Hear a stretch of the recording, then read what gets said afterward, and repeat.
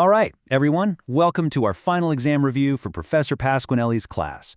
Today, we are going to zero in on Lecture 17. We're talking about that fascinating and super important link between viruses and cancer. Let's make sure you're totally ready for it. So, are you ready? Let's get right into exam prep mode. This topic is pretty much a guaranteed feature on the final, and by the end of this, you're going to have a crystal clear roadmap for how to crush any question that comes your way. So here's our game plan. We're going to break this down into 3 key parts, right from Lecture 17. We'll start with the foundational concepts. Then we'll jump into some experimental data. And we'll finish up with some pro tips you'll definitely need to know for the final. Okay, let's dive right in. Before we can even talk about cancer, we have to go back to the absolute basics and remember the 2 fundamental things that every single virus is trying to do. And you know what? It really is this simple. Doesn't matter how complicated the virus looks or sounds, its entire mission once it gets inside a host cell is to make more of its proteins and make more copies of its genome. It's just a replication machine, plain and simple.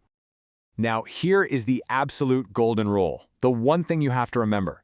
To make those proteins, every virus, has to create a plus strand of RNA. Why? Because that acts like the messenger RNA, the universal instruction sheet that our own cells' ribosomes can actually read to build those viral proteins. It's a totally non-negotiable step. So we know what the viruses want to do, but how do we actually, spy on them? How do we see the chaos they're causing inside a host cell?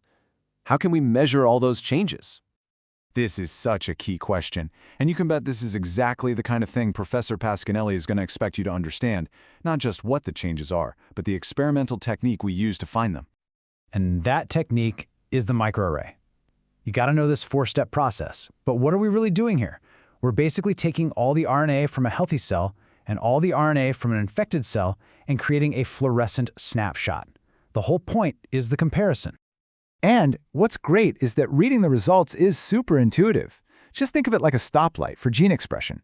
Red means the virus is hitting the gas, making more of that gene. Green means it's hitting the brakes, shutting that gene down. And yellow? Well, yellow just means business as usual, no real change. Okay, theory's great, but let's make this real. Let's walk through a practice problem, just like what you might see on the final. And to do that, we're going to use the data you already worked with in Homework 8. This is a classic exam question. It's not just asking you for a definition. It's asking you to look at the data, interpret it, and then apply what you know about how a virus can actually cause cancer. So, the microarray data shows us a bunch of red spots. That means genes A, D, E, and F are all upregulated.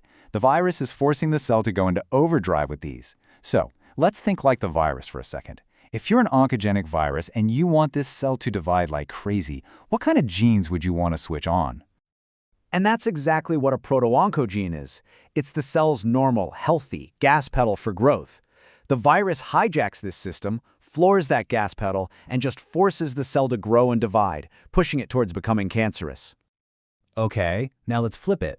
Let's look at that green spot. Gene C is downregulated. The virus is actively shutting this thing off. So, same question, different angle. If you're a virus that wants uncontrolled growth, what kind of protective gene would you want to disable? And that, of course, is the classic job of a tumor suppressor gene. It's the cell's emergency brake system. And a very common strategy for cancer-causing viruses is to find those brakes and just cut the lines, allowing the cell to replicate completely unchecked. All right, let's bring it all home. We're going to wrap this up with some pro tips. Think of this as your final can't-miss checklist for everything we just covered from Lecture 17. First things first, takeaway number 1. This is the big one. All viruses, without exception, must make plus-strand RNA. That's how they make their proteins. It is their central dogma, the one process they absolutely must hijack from the host. Key takeaway number 2. You have to know how to read a microarray. Remember, it's just a snapshot of RNA levels, and those colors tell you the whole story. Red means the virus is turning a gene up. Green means the virus is shutting it down. Takeaway number 3.